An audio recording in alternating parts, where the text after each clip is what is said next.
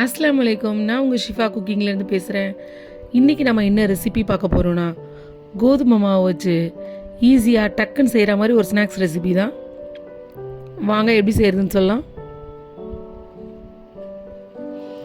ஒரு பவுலில் 1 கப் கோதுமை மாவு எடுத்திருக்கேன். அதோட ஒரு சின்ன ஸ்பூனில் 1 ஸ்பூன் ஜீரகம், கொஞ்சம் கருவேப்பிலையை பொடி பொடியாக கட் பண்ணி இதில் சேர்த்துக்கிறேன். அதோட இதுக்கு தேவையான அளவு உப்பு, ஒரு 2 ஸ்பூன் அளவுக்கு எண்ணெய் சேர்த்துருக்கேன். சாதாரண ரீஃபண்ட் ஆயில் தான். இப்போ இது எல்லாத்தையும் நல்லா மிக்ஸ் பண்ணி விட்டுருங்க. அதுக்கப்புறமா இதில் தண்ணி சேர்த்து பிசையலாம்.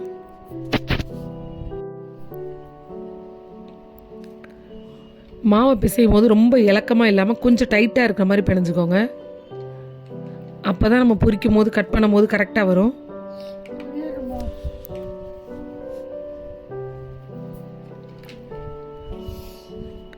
ரொம்ப நீங்கள் கொல கொலன்னு பிணைஞ்சிங்கன்னா மாவு கட் பண்ண வராது, பிசு பிசுன்னு ஒட்டும்.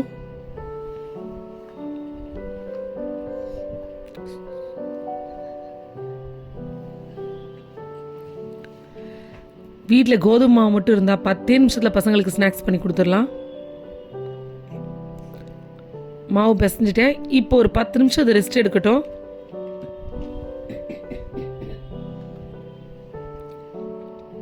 இந்த மாவு ஊறுறதுக்குள்ள இப்போ நான் ஒரு கடாயில் எண்ணெய் காய வச்சிடுறேன்.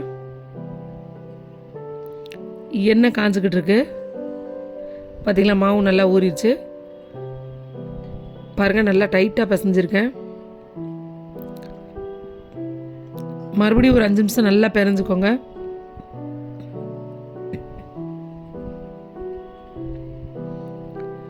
இப்போ இது எப்படி ஷேப் கொடுக்க போகிறேன்னு பாருங்கள். உருட்டை தேவையில்லை, நம்ம மாடலாக ரெடி பண்ண தேவையில்லை, எந்த ஐட்டமும் தேவையில்லை கட் பண்ணுறதுக்கு. ஒரே ஒரு கத்திரிக்கோல் மட்டும் போதும். பாருங்கள், இந்த மாதிரி மாவை கையில் பிடிச்சிக்கிட்டு கையில் ஒரு கத்திரிக்கோல் எடுத்துக்கோங்க. எடுத்துக்கிட்டு இந்த மாதிரி கட் பண்ணி போட்டுகிட்டே இருங்க.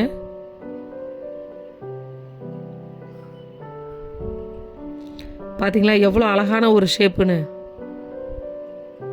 சைடில் 2 பக்கம் மெலீஸாகவும் நடுவில் கொஞ்சம் குண்டாகவும் சூப்பராக ஒரு நல்ல ஷேப் கிடைக்கும்.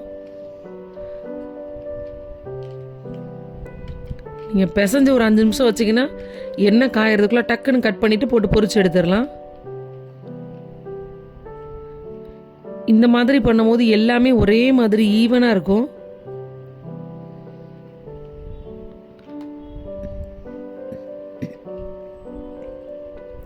இந்த ஷேப்பை பாருங்கள், பார்க்கவே எவ்வளோ அழகாக இருக்குன்னு.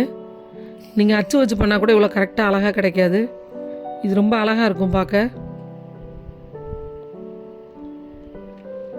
எல்லாமே கட் பண்ணி வச்சுக்கோங்க. இப்போ இதுக்கு ஒரு மசாலா ரெடி பண்ணுறேன்.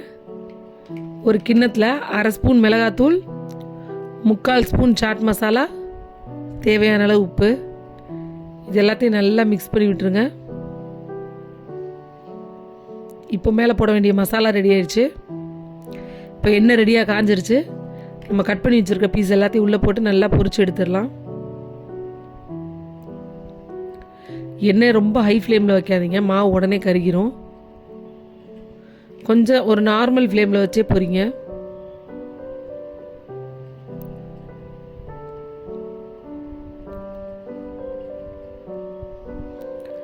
இது பசங்க ஸ்நாக்ஸ் கேட்ட 10வது நிமிஷத்துலேயே நீங்கள் ரெடி பண்ணி கொடுத்துடலாம்.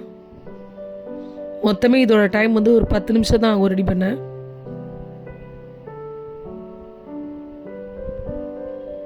பாருங்க, இன்னும் நல்லா செவந்து வரட்டும்.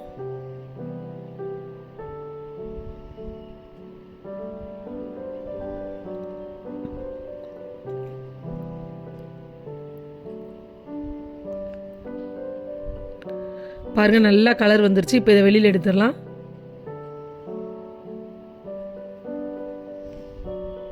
இதுதான் கரெக்டான பக்குவம். இந்த கலரில் எடுத்துருங்க. இதை விட கொஞ்சம் கருக விட்டிங்கன்னா அப்புறம் நீங்கள் வெளியில் எடுத்ததுக்கப்புறம் இன்னும் கலர் மாறிடும், ரொம்ப டார்க் ஆயிரும்.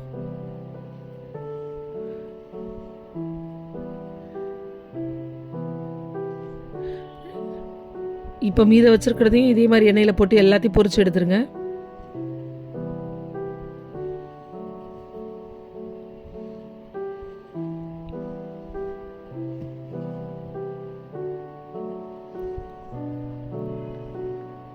எனக்கு ஒரு கப் மாவுக்கே இவ்வளோ ஸ்நாக்ஸ் கிடச்சிருக்கு பாருங்கள். நல்லாவே கிறிஸ்பியாக ரெடி ஆயிடுச்சு. இப்போ இதை ஒரு பவுலில் மாற்றிட்டு நம்ம மசாலாவை மேலே போட்டுற வேண்டியதான். மசாலா உங்களுக்கு தேவையான அளவுக்கு போட்டுக்கோங்க. அதே மாதிரி மசாலாவை சூடாக இருக்கும் போதே சேர்த்துருங்க. மசாலா சேர்த்துட்டு ஒரு குலுக்கி விட்டிங்கன்னா கோதுமை மாவில் ஒரு சூப்பரான ஸ்நாக்ஸ் ரெடி ஆயிடுச்சு. நீங்களும் உங்கள் வீட்டில் இதே மாதிரி ட்ரை பண்ணி பாருங்கள். ட்ரை பண்ணி பார்த்துட்டு எப்படி இருந்துச்சுன்னு கமெண்டில் சொல்லுங்கள். சூப்பர். சப்ஸ்கிரைப் பண்ணுங்க. தேங்க்யூ.